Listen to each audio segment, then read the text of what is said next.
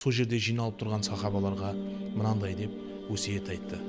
Дүниеде кейбір адамдар Аллаху Субхана ва Тағаланың бұйрықтарынан болған оразаны жақсы көреді, және сіз бен біз де ойлап қалғанымыз сияқты әрқайсымыз өзіміздің жақсы көретін амалдарымызды тахайюл етіп көз алдымызға елестете бастадық.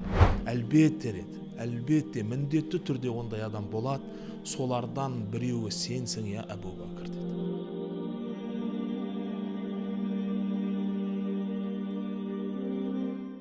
Бисмиллахир-рахманир-рахим. Алхамдулиллахи раббил аламин.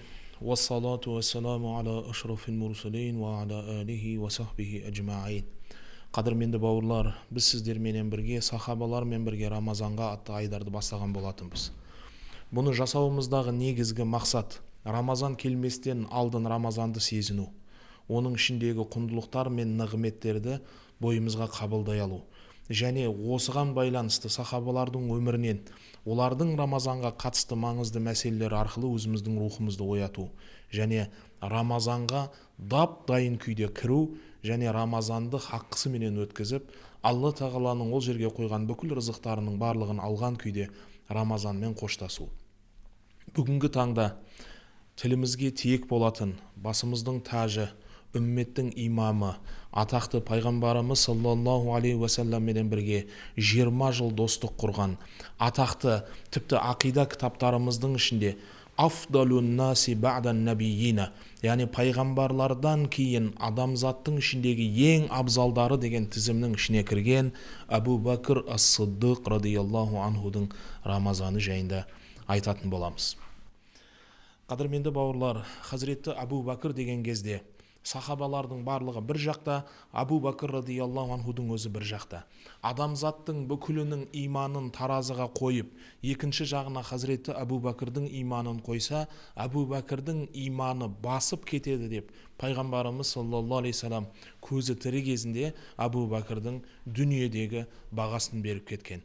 Бұл кісіден әңгіме бастардан алдын маңызды мына екі нәрсеге тоқталып кеткіміз келеді. Біріншісі, білесіңіз, Абу Бәкір радияллаху анхудың үмметтің алдындағы жауапкершілігі. Абу Бәкір радияллаху анхудың үмметтің алдындағы жауапкершілігі пайғамбарымыз саллаллаху алейхи уассаламның дүниеден өтуіменен басталады. Пайғамбарымыз саллаллаху алейхи вассалам дүниеден өткені туралы хабар жеткен кезде дереу жүгіріп пайғамбарымыз саллаллаху алейхи вассаламның худжра саадатына келеді. Келіп пайғамбардың бетіне жабылған шүберекті көтеріп, маңдайынан жайлап ерніменен бір рет сүйді да қайтадан жүзін жапты. Одан кейін халыққа шығып, сол жерде жиналып тұрған сахабаларға мынандай деп өсиет айтты. Қадірменді бауырларым, егер кім пайғамбарға табынатын болса, пайғамбар өлді. Одан алдыңғы пайғамбарлардың, яғни бір бәшар және дүниеге келетіндігі, дүниеден өтетіндігі жайында Құран хабар берген сияқты, біздің де пайғамбарымыз саллаллаху алейхи саламның тұздамы таусылды дейді. Ал егер кім Аллаға иман келтірген болса, Алла Тағала хай ва қайюм, Алла Тағала мәңгі тірі және ол үнемі аяқта деді. Осылайша бүкіл үмметті, тіпті адамзаттың ішіндегі абзалдарынан бірі, адамдардың ішіндегі ең күштісі, ең әділі Хазіретті Омардың өзі пайғамбарымыз саллаллаху алейхи уассаламның дүниеден өткенін көтере алмай жатқан еді.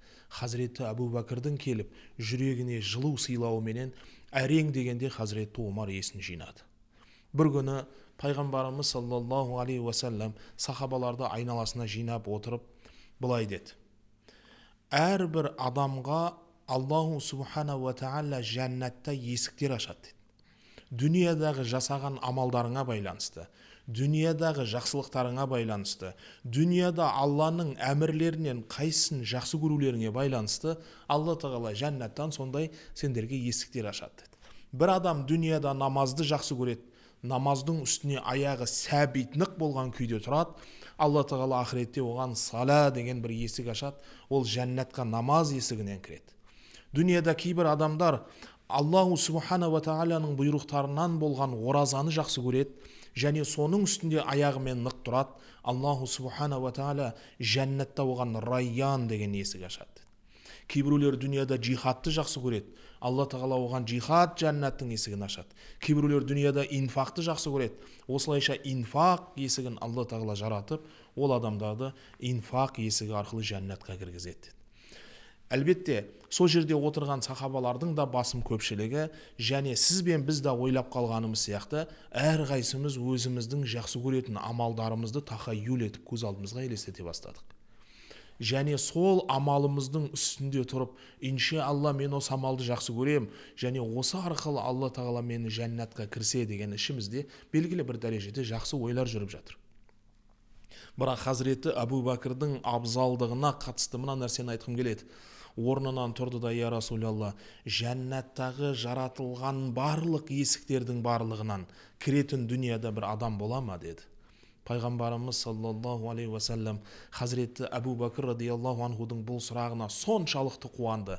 Әлбетте деді, әлбетте міндетті түрде ондай адам болады, солардан біреуі сенсің я Абу Бәкір деді.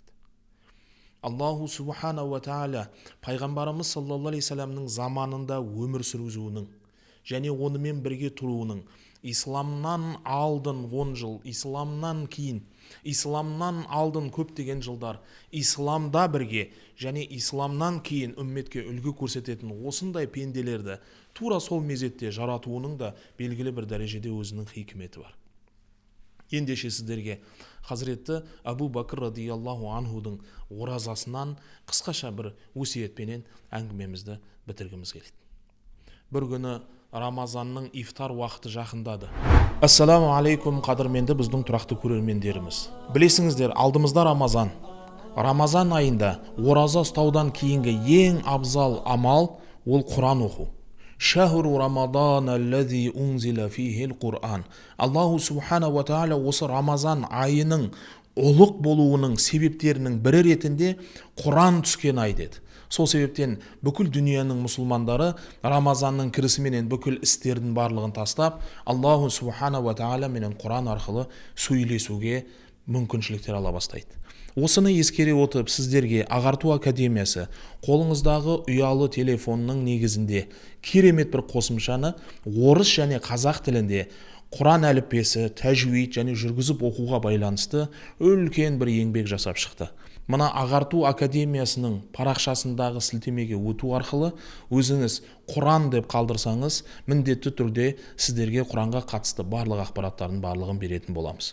Аллаху субхана ва тағала түсірілген нығметке толы Рамазанын Алла тағаламен сөйлесу арқылы өте керемет деңгейде өткізсеңіз болады.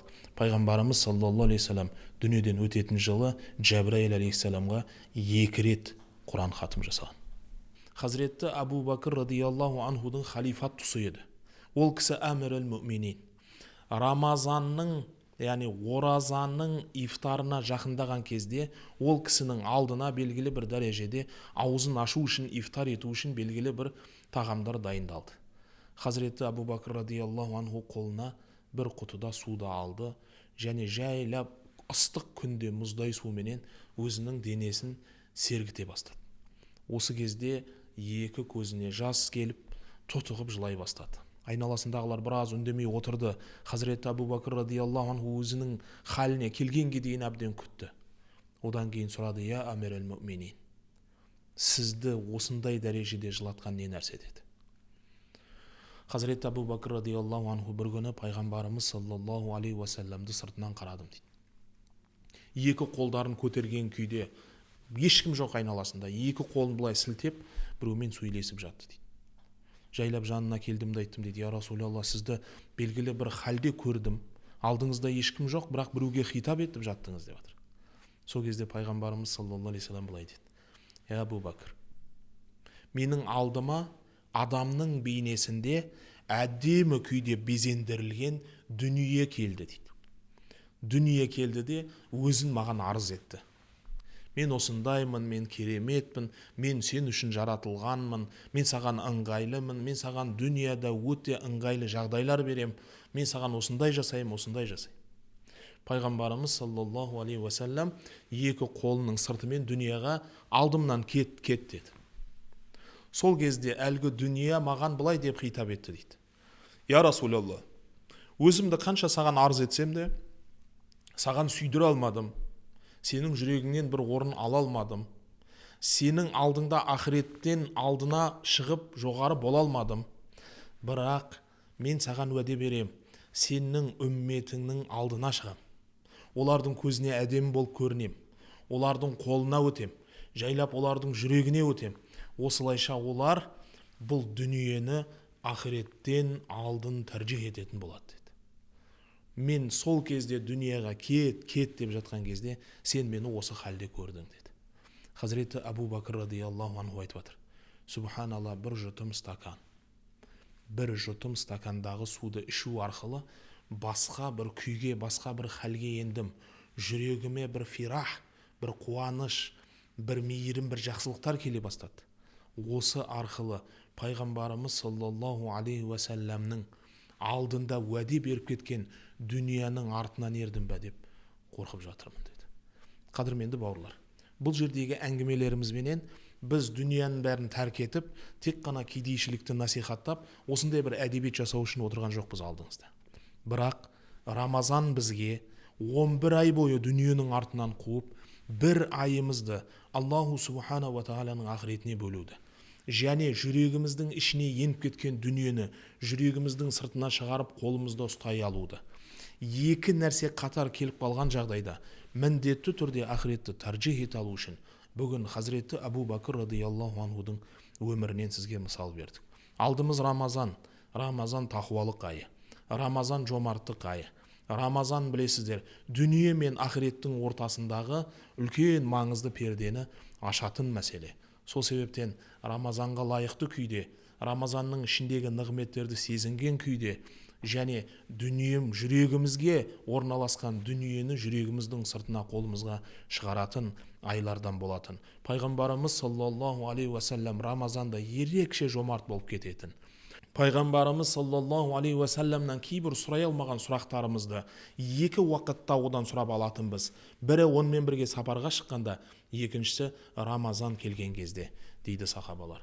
Қадірменді бауырлар, Аллаху субхана ва тағала жер бетіне үлкен бір нығмет ретінде, жер бетіне үлкен бір науқан ретінде, жер бетіне адамдардың бүкіл күнәларын кешіретін мейірімі менен рахметі, кешірімі қатар түсіретін осы Рамазан айында баршамызды құтылуға шақырамыз. Алла тағала хайырлы Рамазандардан қылсын, хаққысын сезінген күйде, ішіндегі нығметтерін ала алған күйде Рамазанды шығарып салуға баршамызға нәсіп етсін. Ва ахиру дағуана анил хамдулиллахи роббил алемин.